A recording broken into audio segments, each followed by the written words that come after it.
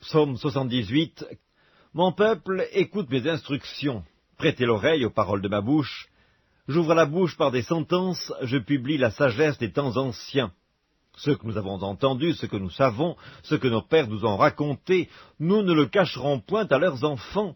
Nous dirons à la génération future les louanges de l'Éternel et sa puissance et les prodiges qu'il a opérés.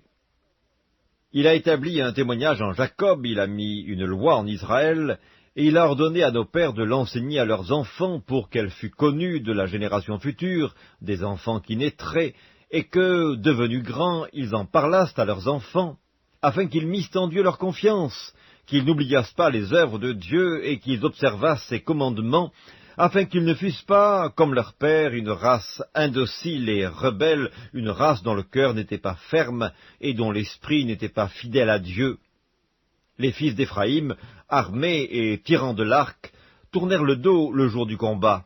Ils ne gardèrent point l'alliance de Dieu, et ils refusèrent de marcher selon sa loi. Ils mirent en oubli ses œuvres, ses merveilles qu'il leur avait fait voir. Devant leur père, il avait fait des prodiges. Au pays d'Égypte, dans les campagnes de Tsoan, il fendit la mer et leur ouvrit un passage. Il fit dresser les eaux comme une muraille. Il les conduisit le jour par la nuée et toute la nuit par un feu éclatant. Il fendit des rochers dans le désert et il donna à boire comme des flots abondants. Du rocher, il fit jaillir des sources et couler des eaux comme des fleuves. Mais ils continuèrent à pécher contre lui, à se révolter contre le Très-Haut dans le désert. Ils tentèrent Dieu dans leur cœur en demandant de la nourriture selon leurs désirs. Ils parlèrent contre Dieu, ils dirent, « Dieu pourrait-il dresser une table dans le désert? Voici, il a frappé le rocher, des eaux ont coulé et des torrents se sont répandus. Pourra-t-il aussi donner du pain ou fournir de la viande à son peuple ?» L'Éternel entendit et il fut irrité. Un feu s'alluma contre Jacob, et la colère s'éleva contre Israël, parce qu'ils ne crurent pas en Dieu, parce qu'ils n'eurent pas confiance dans son secours. Il commanda aux nuages d'en haut, et il ouvrit les portes des cieux. Il fit pleuvoir sur eux la manne pour nourriture, il leur donna le blé du ciel. Ils mangèrent tous le pain des grands, il leur envoya de la nourriture à satiété. Il fit souffler dans les cieux le vent d'Orient, et il amena par sa puissance le vent du Midi.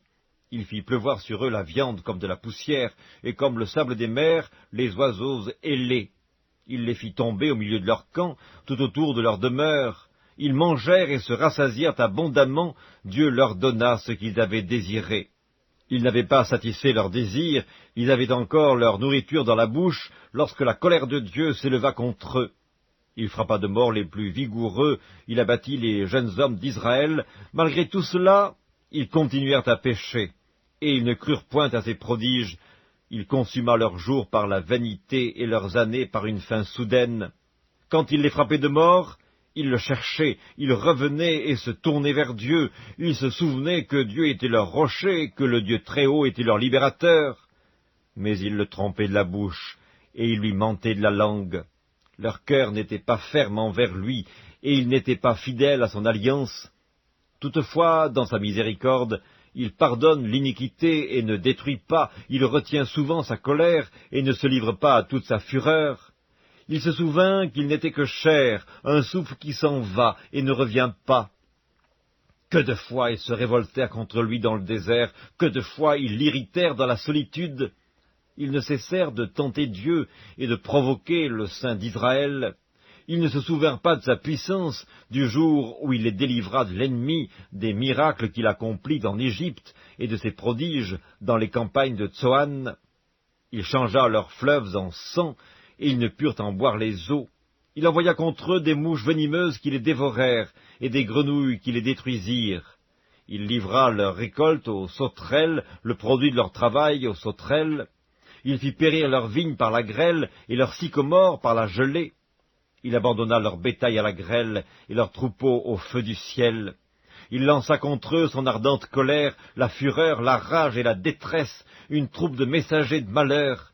Il donna libre cours à sa colère, il ne sauva pas leur âme de la mort, il livra leur vie à la mortalité, il frappa tous les premiers-nés en Égypte, les prémices de la force, sous les tentes de Cam.